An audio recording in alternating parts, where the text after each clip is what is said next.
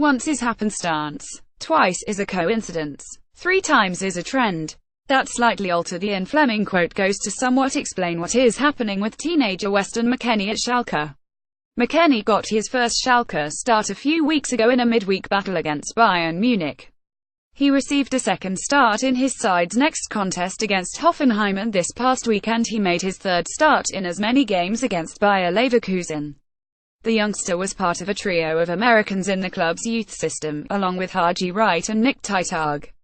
But McKennie is the only one to break through. Wright made the bench for last year's season finale and is now on loan with Sandhausen of the 2. Bundesliga this season, while Titag remains with the U19s. While Schalke refused to let any of the 3 go to the U20 World Cup this past summer, it certainly appears McKennie has been the one to make the greatest strides in the past few months, given where his teammates are now and McKennie's recent contract extension that ties him down until 2022. Weston will develop into a key part of our first team with us, Schalke sporting director Christian Heidel told the club's website after the deal was announced. Weston has shown in the past few months that he is more than capable of contributing significantly to the future of Schalke. Thanks to his talent and his willingness to learn, Weston has made the rise from the U19s to the Bundesliga, and it's been a success from the get-go. We're very happy that Weston sees his long-term future to be at FC Schalke 04.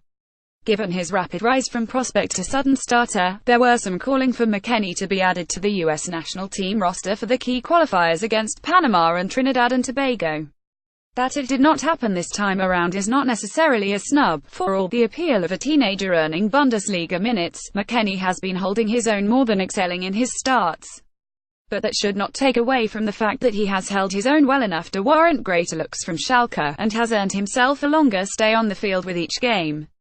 He went 57 minutes in his first start, 74 in his second, and then came off in stoppage time in his third appearance. The holding position on the international level has seen quite a few players make arguments for future national team looks in the last few months. Danny Williams of Huddersfield Town and fellow teenager Jonathan Gonzalez of Monterrey, to name just 2. And, of course, Michael Bradley is firmly entrenched there for the time being, but if McKennie can keep his place and continue his growth in the Bundesliga, that look may come in time for Russia in 2018, provided the US makes it. Having returned from injury a little under a month ago, DeAndre Yedlin faced a big test Sunday against Liverpool. While the Reds have been inconsistent this year, they boast a pair of terrifying wingers in Sadio Mane and Mohamed Salah, who can make even the best Premier League fullbacks cringe. But Liverpool's attack was held to a single goal off a Philippe Coutinho long-range strike, and Yedlin can claim at least one instance where he made a big difference in keeping it that way. Yedlin displayed the pace that makes him so dangerous in one key moment when Salah was played in behind on Newcastle's left. Salah took a heavy touch but still would have been in clear against most teams. But Yedlin's pace prevented that. Sprinting back from his right fullback spot, just over the halfway line, he managed to get back to break up Salah's run just outside the area, covering a remarkable amount of ground in a short period of time. It was a moment where any US fans who watched the fullbacks struggle with pace and physicality in the Honduras match had to be pleased about, considering it will be Yedlin who will likely man the right back spot against Panama. It's also worth remembering Yedlin took a risk a few years ago.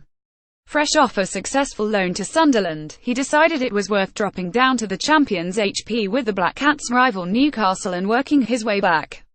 And while he initially had struggles under Rafa Benitez, Yedlin made himself an every-week starter in his manager's eyes over the course of the season. And now, Yedlin has started the last 3 games since returning from injury.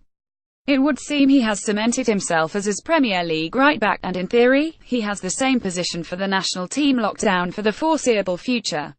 In the week leading up to the US roster announcement Sunday, Bruce Arena had expressed confidence Jeff Cameron would be fit in time for the October qualifiers.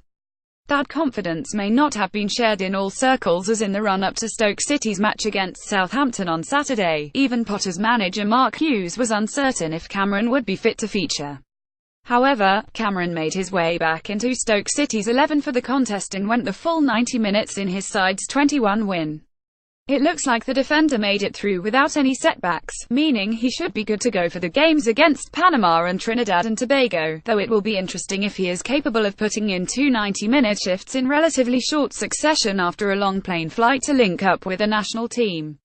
Lyndon Gooch began the year as a bench option for Sunderland manager Simon Grayson after an injury-plagued 201,617 campaign cost him a chance under former manager David Moyes. However, solid performances in the English League Cup has earned Gooch a greater look for the Black Cats as they battle for a quick return to the Premier League following last season's relegation. "We wanted to pick a team that we thought might hurt them," Grayson said after the 22 draw with Preston. "We looked to threaten. George Honeyman has been really good all season while Lyndon Gooch has earned the right to start the game."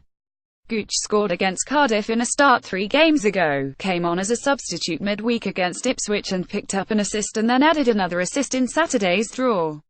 The 21-year-old Gooch is making a case why he deserves more playing time for Sunderland. If he can keep it up, that argument will soon extend to the national team. Mix Diskerud's had a nice 14 days in Sweden. The midfielder bagged an early opener Friday in IFK Gothenburg's 40 win over Sirius. Wasnt a difficult finish as he slotted home a rebound into the empty net, but it counts all the same. It was Diskerud's second goal in 3 games, after he had scored on September 20 against Hammarby. The 27-year-old midfielder now has 5 goals and 3 assists in 25 Allsvenskan games this season. Is it enough to earn Diskerud a loan elsewhere or a permanent move to Gothenburg? In the future, that's hard to say at this point, but that output and success is a nice change for Diskerud given his struggles in MLS the past few years.